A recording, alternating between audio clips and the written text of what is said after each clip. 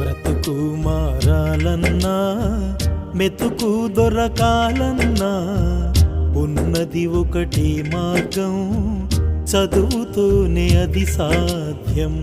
ఇష్టపడి కష్టపడి చదువు ఓ విద్యార్థి, సాధించనిది అంటూ ఏది లేదు విద్యార్థి. బ్రతుకు మారాలన్నా మెతుకు దొరకాలన్నా ఉన్నది ఒకటే మార్గం, చదువుతూనే అది సాధ్యం.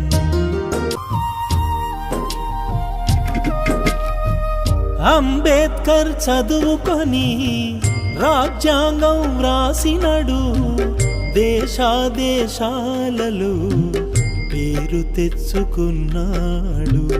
అబ్దుల్ కలాం చదివి శాస్త్రవేత్త అయినాడు, రాష్ట్రపతి పదవిని పొంది ఖ్యాతినెంతో పొందాడు.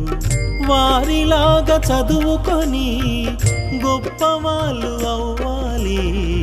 బ్రతుకు మారాలన్నా మెతుకు దొరకాలన్నా ఉన్నది ఒకటే మార్గం, చదువుతూనే అది సాధ్యం.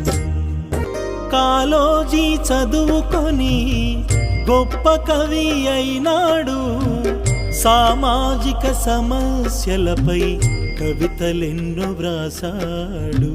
మహాత్మా పూలే చదివి నాయకునిగా ఎదిగినడు, సావిత్రిని చదివించి టీచరుగా తీర్చిదిద్దినడు.